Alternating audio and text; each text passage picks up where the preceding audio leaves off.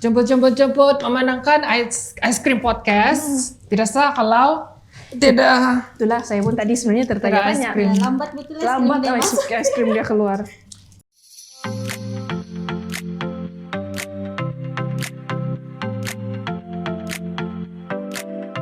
Welcome to Ice Cream Podcast, the new season with the new faces. I'm Kelvin. I'm Shazwani. Faizra. Tidak lupa juga kepada pelajar-pelajar lepasan SPM, kami ingin mengucapkan tahniah. Kira-kira apa juga kamu punya keputusan karena kamu berjaya kasih habis juga kamu punya pemeriksaan SPM. Dan tidak lupa juga kepada mereka yang masih tidak berpuas hati dengan kamu punya keputusan SPM. Ini tidak menandakan apa nih kita mau cakap? Pengakhiran. Ya, betul. Kamu kena rajin-rajin bertanya, keluar, jangan malu dengan result yang macam ni, di mana kamu boleh sambung belajar lepas ni. Kalau ingat balik kan, saya punya keputusan SPM. Kalau keputusan SPM tiap payah cakap lah kan, mungkin faktor umur kita sudah lupa. Bila kau punya SPM? Mine was 2008. 2008. Yeah. Mine 2003. Oh. Nampak sangat dia punya tua tuh. Oke. Lupakan. Teruskan. Tahun berapa? Saya batch 2017. Oh iya? So, results okay? Results okay? Lupa sudah. Ya, talking about SPM. So, topik yang kami akan discuss pada hari ini dia sangat berkait rapat dengan SPM, keputusan SPM. Menurut kita punya Menteri Pendidikan, Fadlina Siddiq, lebih kurang kira-kira separuh daripada candidates ataupun student who completed the SPM examination in 2021 tidak memilih untuk menyambungkan pelajaran lepas tu. Jadi, di sini juga yang kita boleh nampak yang saya pun tidak tahu macam mana mau cakap, tapi di artikel di sini kena cakap dia bilang agak membimbangkan jugalah sebab pelajar ini dia tidak nampak betapa pentingnya untuk kasih sambung belajar lepas SPM. Tapi bagi pendapat saya kan, kalau we are living in the world that where all the information accessible, I think this student kan dia very smart also. Dia orang tahu apa career path, laluan kerja yang dorang pilih, dorang boleh pilih yang mungkin saya mau jadi ini tidak memerlukan untuk sambung untuk sambung pelajaran sampai tinggi-tinggi, tidak perlu untuk dapat degree, master, tidak perlu dapat PhD. Sebab kalau tengok dalam ni yang artikel ni pun dia tidak cakap yang dorang tidak mau sambung belajar tu apa dorang buat lepas ni kan dia tidak cakap dia tidak pun. bagi spesifik Dia tidak bagi reason. spesifik pun, dia cuma cakap dalam 35% begitu dia orang decided untuk tidak further studies begitu kan. So it can be anything juga, because there's not much information yang ada dalam ni. Susah mau cakap lah. So tapi kalau macam sekarang ni ada banyak benda yang kau boleh buat selain daripada sambung belajar pun. It doesn't mean kau tidak sambung belajar dan kau macam begitulah itu kan. So can be anything juga. So mostly these people macam si Kelvin bilang dorang interested in benda lain kan. Mungkin ada yang mau buat freelance job begitu, gig punya kerja, and then ada yang mau start own business or whatever, ataupun bekerja sendiri. Ada kan kalau di Sabah ni ada banyak kebun, semua mungkin itu yang dorang punya pilihan kan. Jadi itulah, kalau daripada sini saja susah juga lah kita mau cakap. Kena tengok dia punya spesifik tu apa sebab kenapa dorang tidak mau sambung belajar tu sebenarnya. There must be a reason why. Ya. Can be about anything really. Kan? Syazwani? Kalau kamu pula yang baru-baru graduate, yang kalau compare tu dari kita tiga lah kan. Kalau kamu dulu dapat keputusan SPM, apa dalam kepala? Mau sambung belajar kah terus kerja?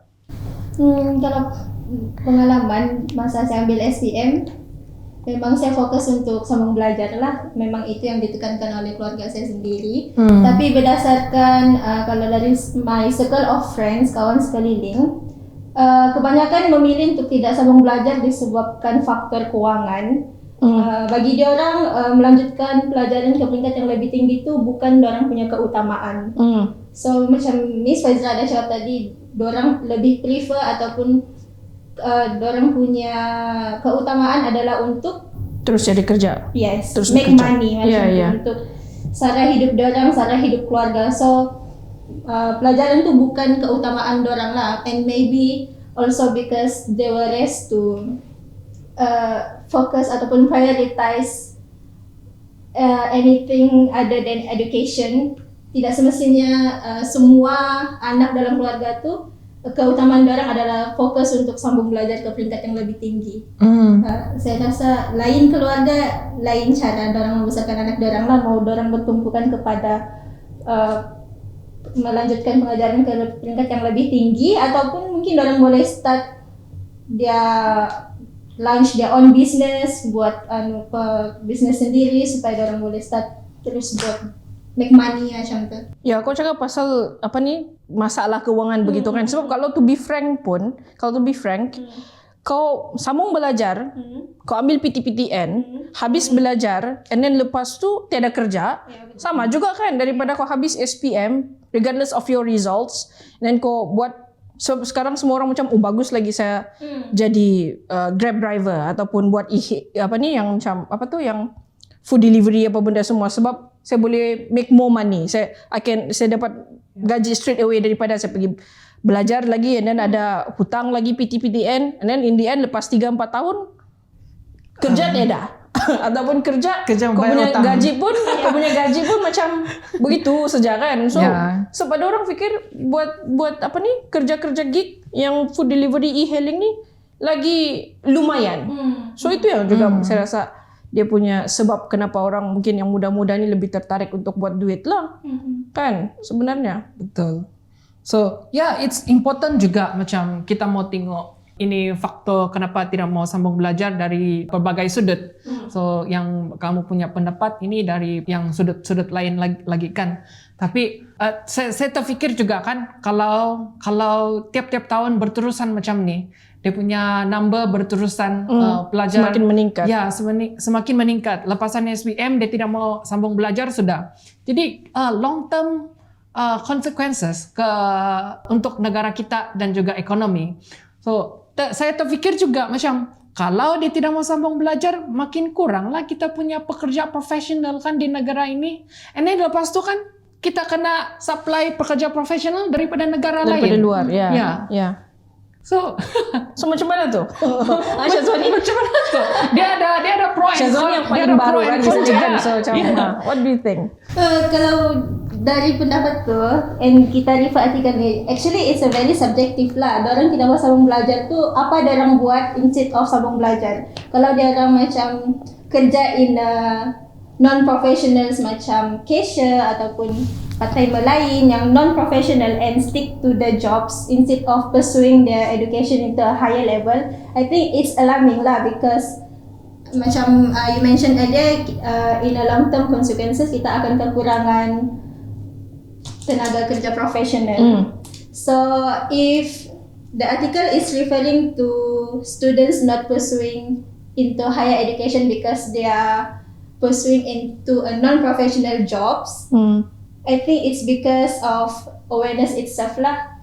Dia lebih menganggap dia tidak ada awareness bahwa education ni penting. Ada beberapa, I think most of our belia these days, dorang anggap kalau dorang sambung belajar pun and then kerja, tapi kalau dorang kerja terus after SPM sama juga. Kalau macam kerja after SPM and then kerja after grad, benda sama bekerja juga. Tapi sebenarnya yang membezakan tu adalah the skills kita dapat masa sambung belajar ke peringkat yang lebih tinggi.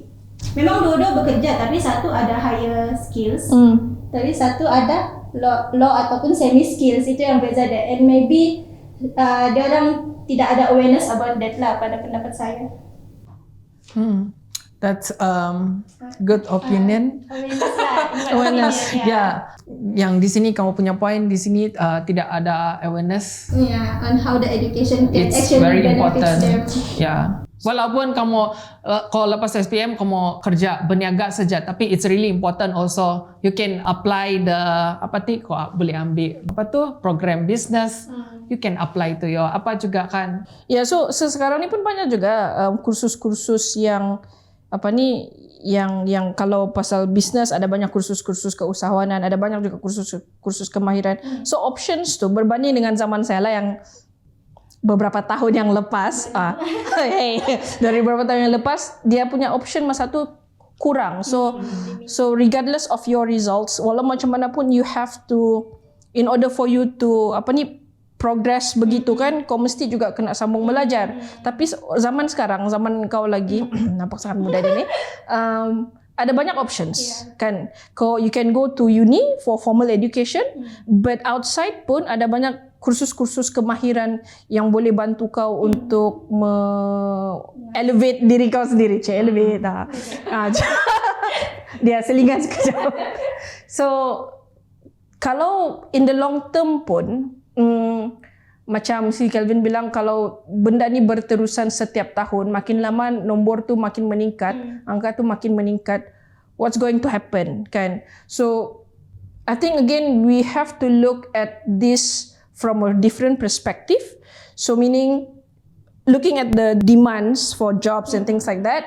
So you can see very clearly yang macam the demands for professional jobs mungkin ada, kan ada banyak juga. So we are in the IR 4.0 sekarang ni kan. Jadi kerja-kerja yang ada kemahiran tu sangat very in demand.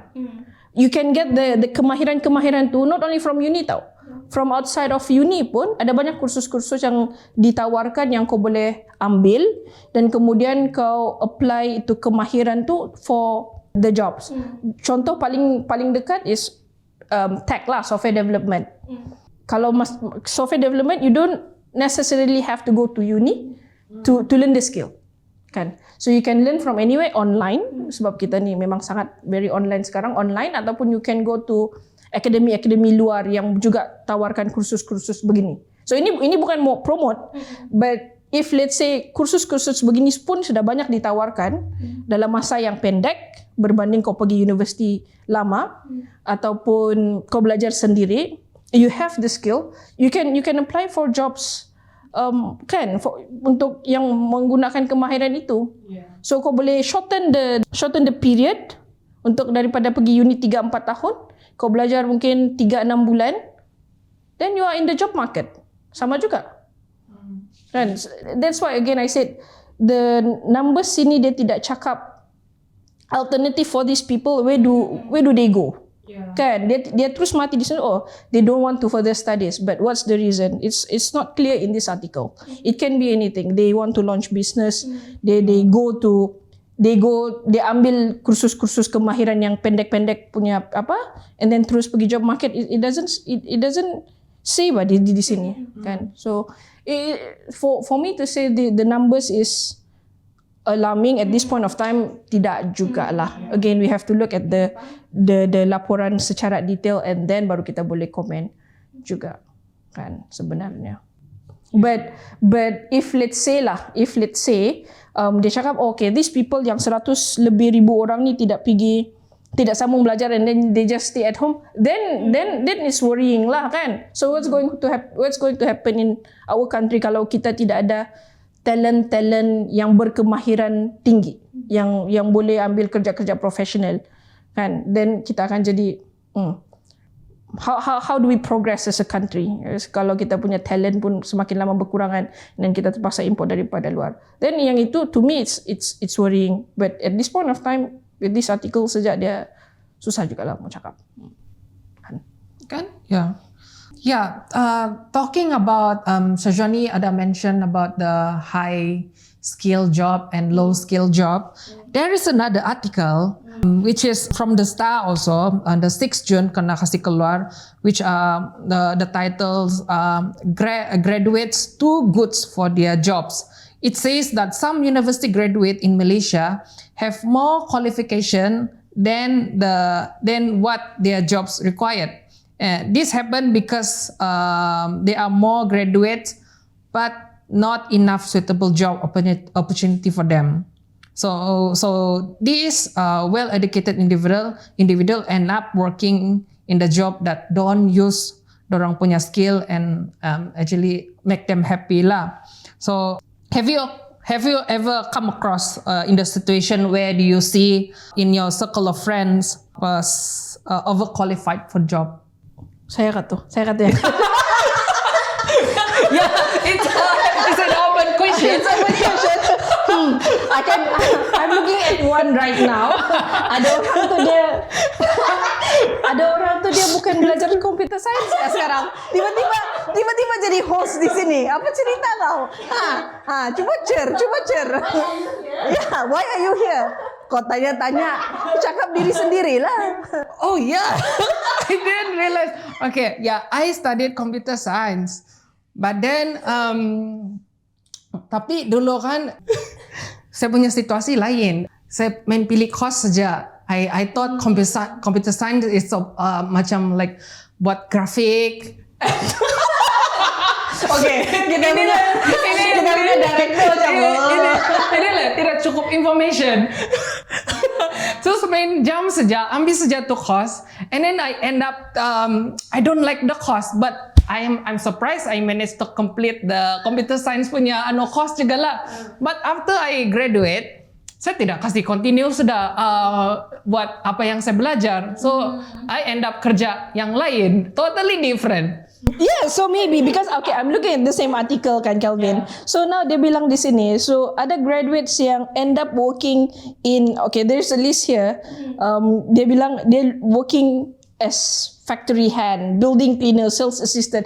Maybe they are in the same shoes macam Kelvin. Belajar computer science, belajar statistik, tiba-tiba kan. Tiba-tiba macam, oh mungkin saya minat lagi jadi cleaner. We don't know. Probably it's because of that also. That's true. Yeah. That makes sense. Yeah, that's remind me of, lepas saya graduate kan, saya kerja with the organization, the non-profit organization. So part of my job scope is to interview.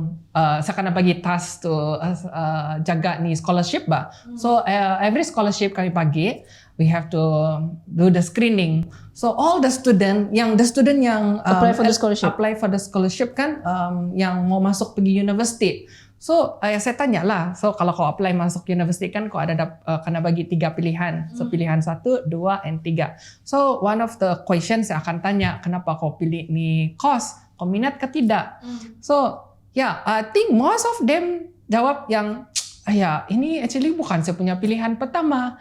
Tapi kan saya ambil saja sebab orang bilang kalau saya reject ini offer pergi masuk university nanti mungkin susah sudah. Dia tahu bila lagi saya dapat. So saya terfikir juga kan mungkin dia kasih habis saja dia punya university punya course, tapi minat dia lain. Habis university kan dia kejar balik dia punya minat. Ya mungkin. So di sini ada juga yang dibilang kau belajar tinggi-tinggi, tiba-tiba kau jadi fruit and vegetable picker.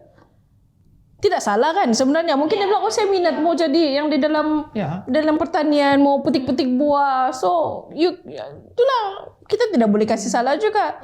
Kan sebenarnya. Tapi sebelum saya teruskan, aku mau tambah something. Mana tahu? Dengan kau kan, kau punya. Sebab kan antara semua kan Syazwani yang paling recent lah orang bilang paling masih lagi belajar di uni orang bilang. Jadi kita banyak dia. Yang course kau belajar di uni sekarang, is that your first choice kah? Yang betul-betul kau minat? Yes. Oh wow. Memang minat matematik. Iya, but kalau referring to what yang kamu mention, discuss earlier, kenapa orang students these days just ambil whatever course they are being offered to, mungkin just because they see this higher education, they see this university just as a ticket to get the certificates. They just want to be a degree holder because mostly job requirements sekarang mau degree holder macam tu. So whatever course they're taking, it doesn't matter as long as they are degree holder and can fit in the jobs later yang required to be a degree holder then. Ya, tapi dekat dalam laporan ni dia bilang end up diorang working in jobs yang tidak perlukan itu sijil pun. Kan? So do you need a degree to actually work as a cleaner? Tidak. Kan? Do you need a degree to work as a construction worker? Pun tidak juga. So Kenapa tuh? Apa nih? Apa masalah ni?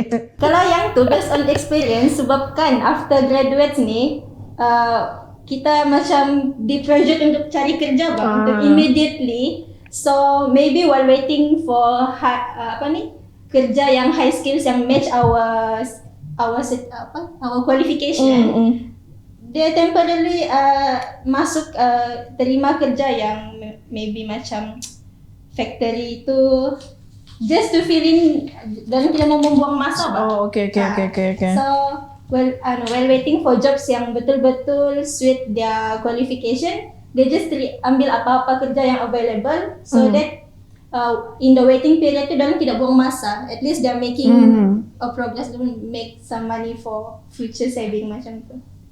And bila dorang sudah lama dalam kerja tu, maybe they get dorang sudah selesa and dorang sudah adapt to the jobs, dorang rasa macam sudahlah, because selalunya orang lepas graduate dia kerja, actually dia cadang mau kerja kejap-kejap, but then dia kerja and being promoted to a higher position, then dia terima position tu. Then bila dia ada dapat offer kerja yang suit dia punya major ataupun qualification dekat university, dia akan berfikir saya sudah kena promote, saya sudah kerja lama. Mungkin gaji pun besar lagi. Ya. So mungkin juga lah. Kenapa mau tukar lagi? Saya sudah sini, saya sudah selesa. Better pay juga macam tu mungkin. In my circle of friend, macam I encounter banyak juga my friends yang begini. Dia belajar lain, tapi dia kerja lain. Tapi dia end up suka apa yang dia buat, walaupun tidak sama apa yang dia belajar, kan? Betul. So, one question kan, kalau what is your advice? Apa kamu punya nasihat untuk kawan-kawan kita yang di luar sana who are facing the challenges ataupun struggle to choose a career path in order to avoid this overqualified? Ini yang for fresh graduates kah ataupun yang untuk SPM yang baru mau masuk? I think for fresh grad lah, ataupun boleh juga yang I SPM would say leaver. even for the fresh grads and SPM yang baru, SPM leaver yang baru dapat results hari ini, I think based on experience juga, saya rasa just choose whatever you feel like doing lah, kan?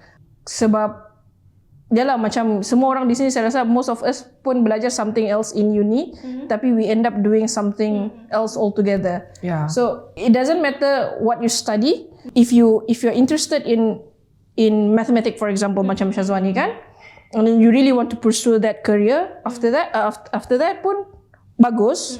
But if you just want to study for the sake of study, but your passion is something else pun, it doesn't really matter, because one day you will, the skill that you learn in uni pun, you will have to use it sometime later in your life juga. So my advice for adik-adik yang baru dapat results hari ni, yang fresh grads, just do whatever you want. I think that's the most important for me lah. Yeah, I think my advice would be, if you have the privilege macam to identify apa kamu punya minat. So dari yang contoh kamu jadi lawyer ataupun doktor. So you know already, kamu jadi lawyer ataupun doktor, kau bukan pergi college vocational. Oh ya, kalau yang itu, kalau kamu jadi doktor kau bilang, "Dapatlah saya belajar dulu bisnes lah." Mungkin boleh juga, tidak lah. We are not saying that kan. It's important for you to really mau understand, tahu apa yang kau punya minat. Tapi banyak juga yang kita punya kawan-kawan di luar sana SPM leaver, orang masih lagi want to explore kan. Masih lagi banyak banget actually saya mau buat. Saya tidak tahu mana satu saya mau buat. Tuh. You live in the moment and then explore dulu lah. Just spend your time to explore lah, satu. In the end of the day baru kau tahu, okay, this is what I like. Kan? Sure, ya. Syazwani sebagai orang yang akan grad soon. In my opinion, it's true lah. It's a privilege to know what you really want to, because if you know what you want, I think the process would be easier sudah for you to after graduate kan, because if you really want, you will do your own research on how to becoming the jobs that on becoming on getting the jobs you want. Macam kalau kita mau, kita akan berusaha buat dapatkan tu. Tapi kalau kita tidak tahu apa kita mau, that's why some of the graduates maybe end up in confused, so they are trying any other True. things. Tapi kan ada juga orang macam, oh, I know what I want. I really like, for example, programming. Sorry, saya tidak banyak examples. I really like programming. So I want to work in this industry juga. Itu satu kan, they know what they want, but there's not enough opportunity. For example, mungkin kalau macam kau tinggal di Sabah kan, so the opportunity is maybe not as much as if you go to KL kan, tapi dia macam mau juga di Sabah kan begitu. So kita akan sometimes we label these people macam kau ni memilih lah, kau ambil, sebab sometimes we label people like that kan. Kau ni kenapa sudah graduate berapa tahun tapi tak dapat job kerja, memilih sangat ni kan gunaan gitu. So ada orang begitu juga sebab they focus, they know what they want and they just want to do it. So pun susah juga kan sebenarnya. So macam mana tu kita mau? I think depends on your priority lah, on what you want to achieve first. If you really want to achieve your dream job, then doesn't matter lah what others said. But if you Ayo, macam mana ni? Nanti dia bilang, oh, Syazwani bilang, oh, doesn't matter, I must gitu. I mean, if they want to get their dream jobs kan, Yeah. janganlah do nothing. You will do whatever in your ways to achieve that, bah.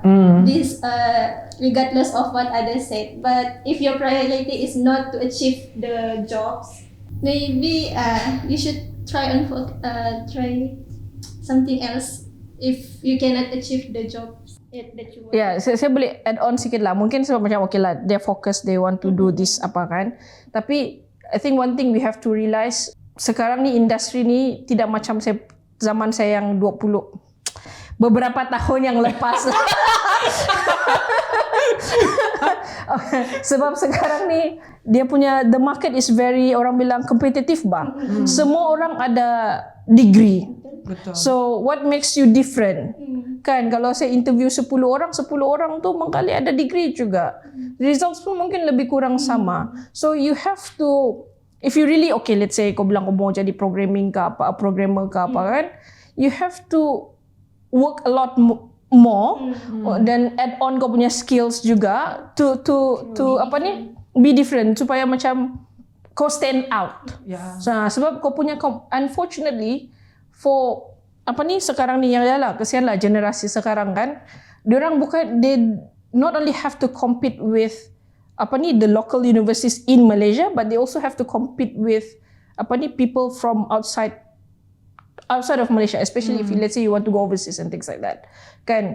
So kau punya competition tu besar. Kalau kau cuma ada degree and then you don't have any other skills yang boleh macam apa ni add on kau punya anu kan, then memang susah sikit mencapai kau punya dream lah kan kau bilang kan.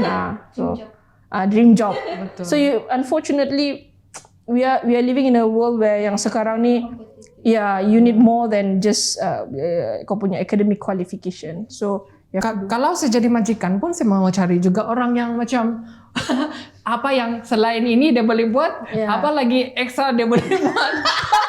Macam kawan kita di sana, selain daripada graphic designer, dia boleh buat video juga. So ada apa tuh bonus lah itu. Ya, Sabtu dia di sini kan. Sabtu dia di sini. Stres dia sekarang. Betul. Macam ni juga lah kan.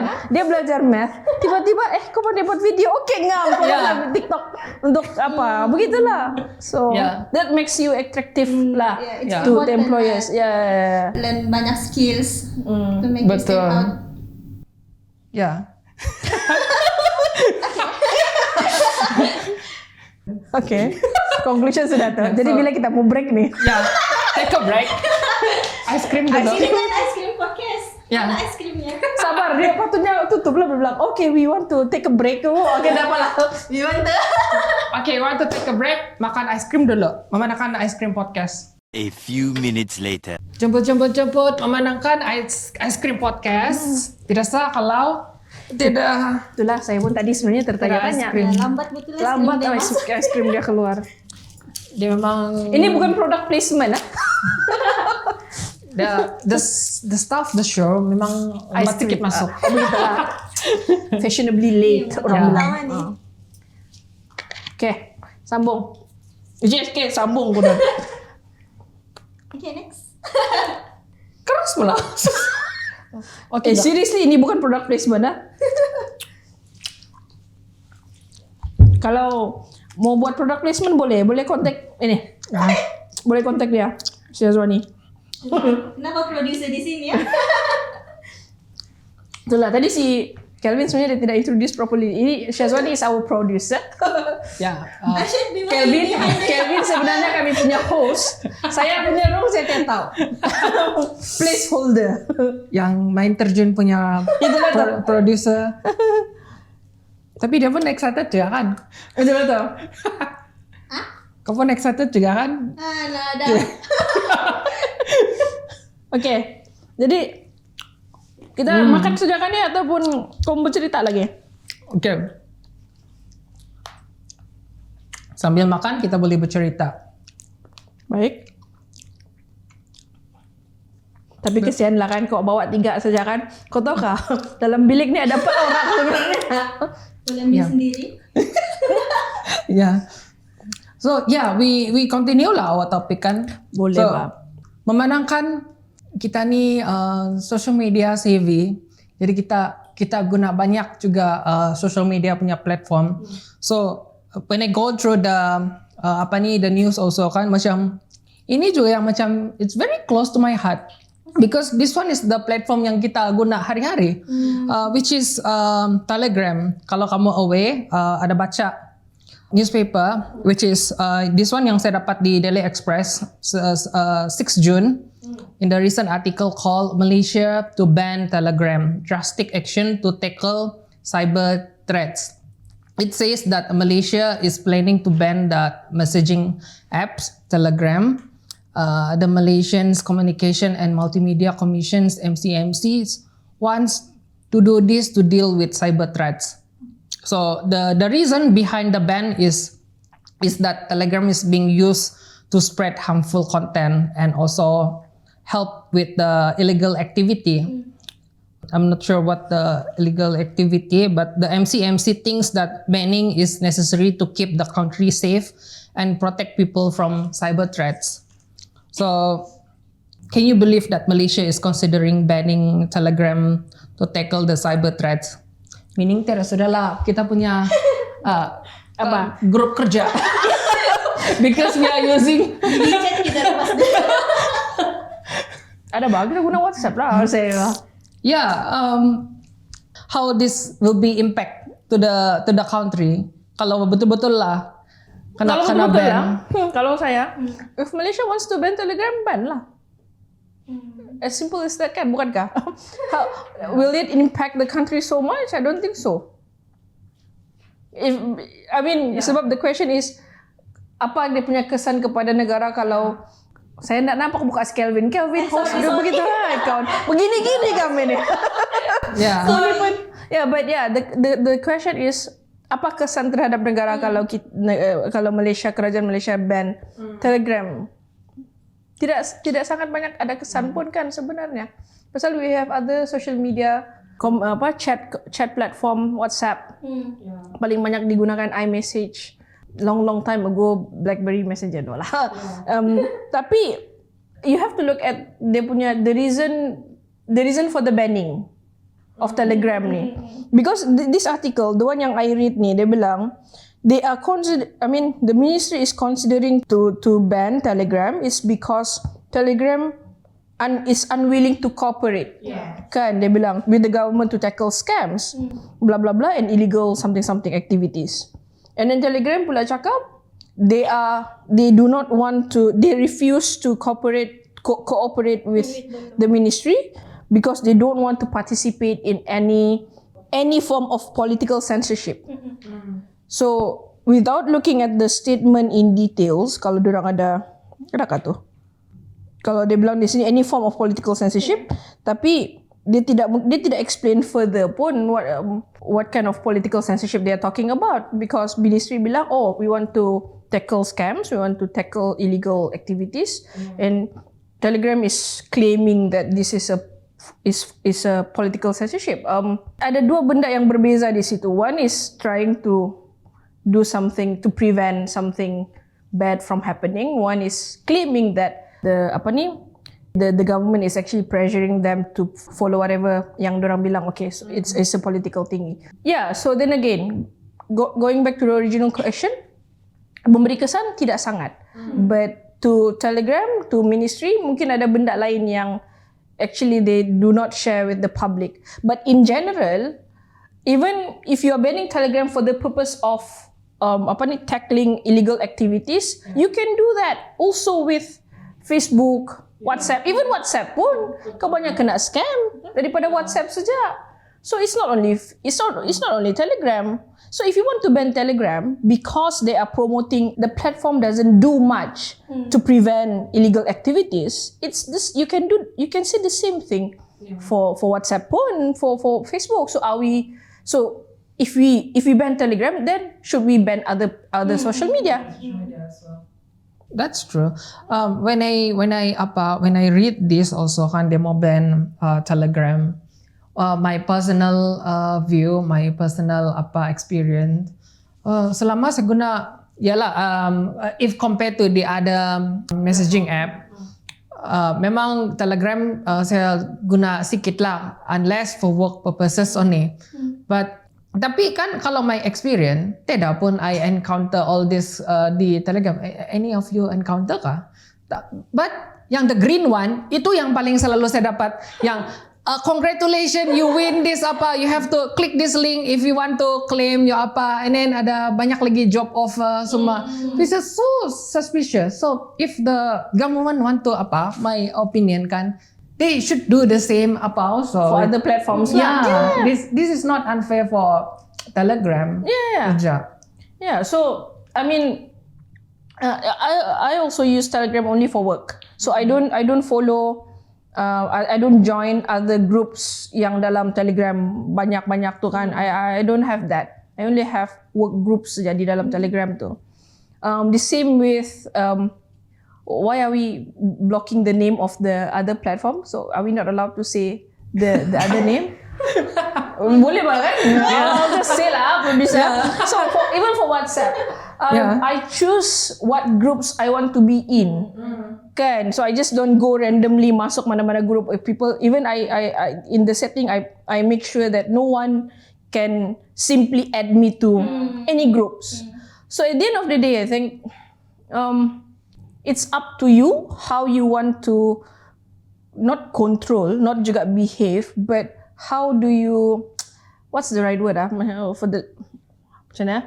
How do you actually macam jaga diri sendiri when it comes to using all these platforms lah. Sama juga with Facebook, you have to know what's the limit, how much can you share on social media and things like that. So at the end of the day, for me lah personally, dia datang daripada diri sendiri. That's the first thing lah. Yeah, kan? I think I personally agree also because in the end of the day, it's up to the user punya knowledge ataupun awareness. How do you want to be careful with all this? Kalau kamu ban semua, kalau kamu cakap banyak ada scammer semua, I think all social media platform pun ada juga. But just that kalau kau social media pun kau kena call pun kena scam juga bah. True. But saya boleh nampak kita kan like the discussion like really active. So my concern is kita punya podcast boleh sampai 1 jam. So it's good to bring this topic to the kopi-kopi table. Like jadi ada kopi-kopi lepas dia. Okay. Yeah. So how do we end this? How do we? Kita punya director di belakang pun dia bilang, saya pun tidak tahu saudara-saudara ni cacat barbah juga nih dia bilang, makan ice cream pun dengar bunyi dia bilang.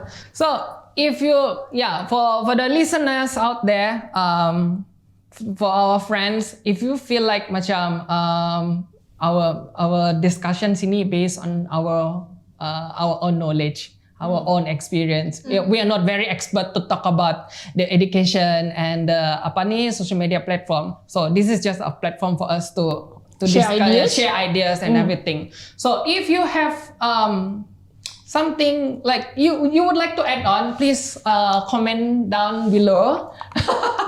Siapa tahu orang buat selalu itu. Comment down below.